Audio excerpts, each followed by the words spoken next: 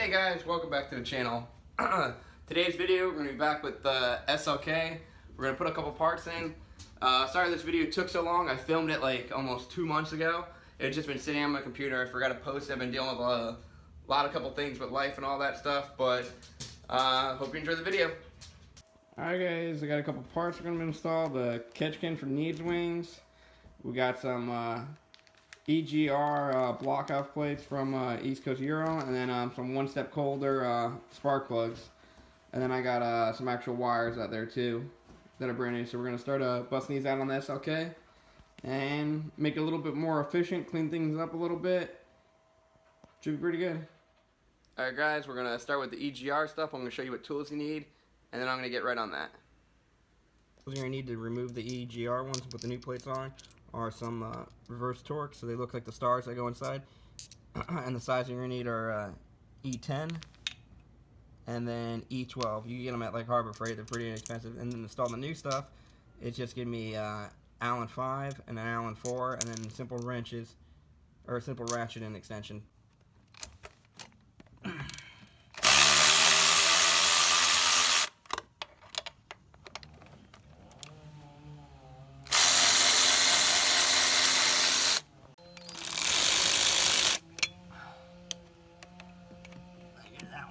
Down.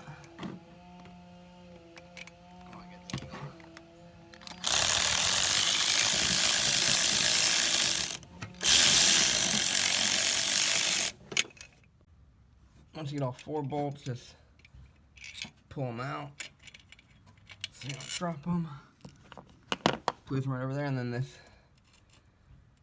EGR should come right out. Oh, forgot to undo the connector right there. After you get the little retainer clip off, just pop the connector, should come right off. There's a little breather hose down there. You can see mine was even broken off, so that wasn't even working. And there are gaskets, so just make sure you don't drop anything and just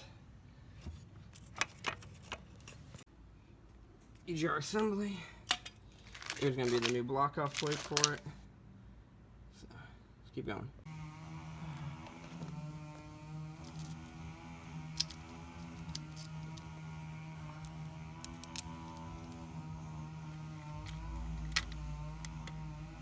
Alright, we got the screw started. Make sure you do reuse the gaskets, don't lose them, and tighten them up. These were Allen head 4. The new stuff is an Allen head 5, and they go in there pretty clean, as you can see. This is the big clunky thing that you kind of get out of the way. You save a little bit of weight. I wouldn't really do it for the weight. I mainly do it just because it's going to clear up so much space back here. They look pretty clean. It's going to make them a lot more accessible when I have to do maintenance and stuff like that on there. And then it's going to drop my air intake temperatures down a little bit.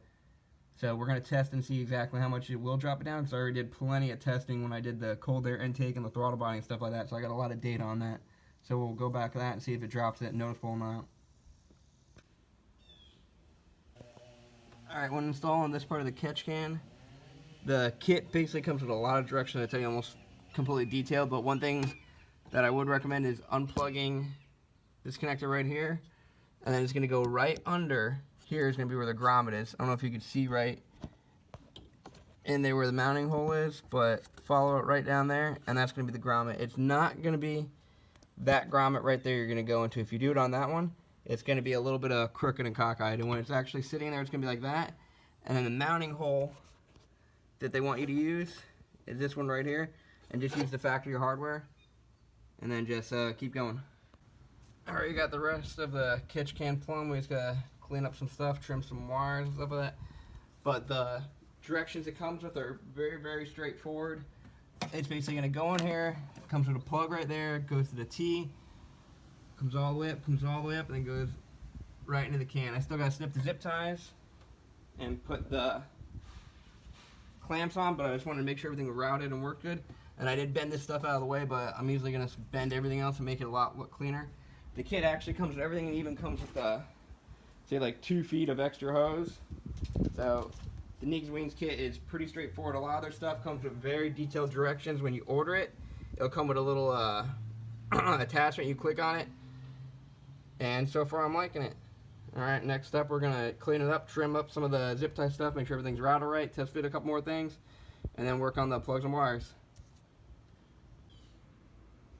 Alright, tools you're going to need for the spark plugs are just some dielectric grease, simple ratcheting. You don't really need this, but it just helps out so much easier.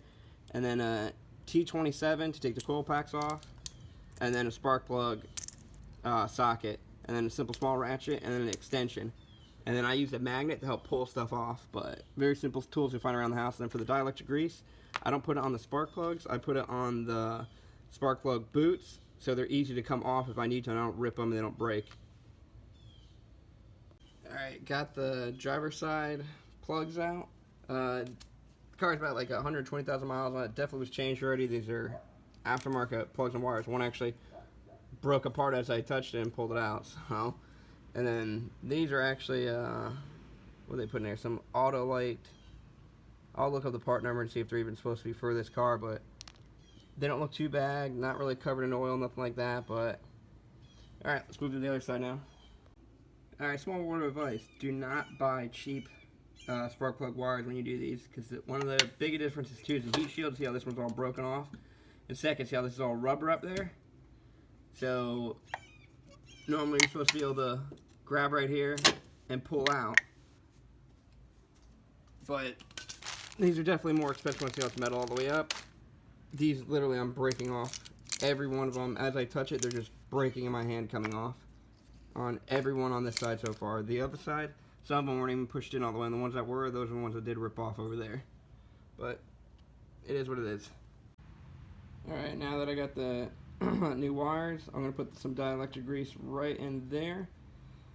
So next time if I ever got to change these or do anything, it's not going to just like rip apart in my hand and get tugged. It'll be a little bit easier to come out, and the dielectric grease will help it from getting any water intrusion in there.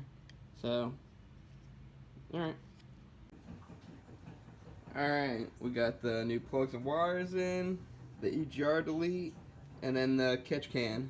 And I want to say this, the catch can comes out pretty good. It mounts up almost perfectly, and it looks almost stock. Like you wouldn't really notice. It's not an extremely weird color or anything like that, and it fits right back there perfectly. But let me just fire it all up, make sure there's nothing crazy going on, we'll be good.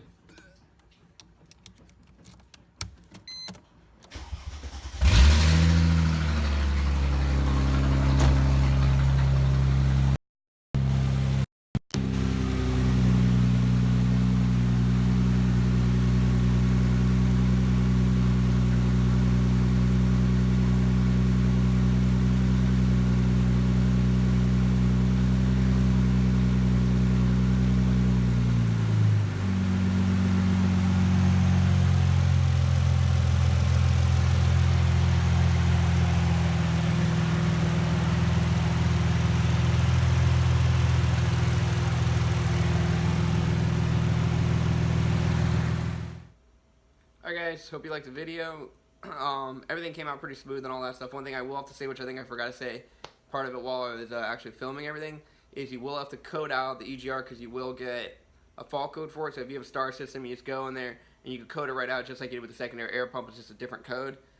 And I liked everything. I think for the NEEDSWING catch can, I think that came out perfectly. That fit in there really nicely and all that stuff, and I enjoyed it. But till next time, have fun.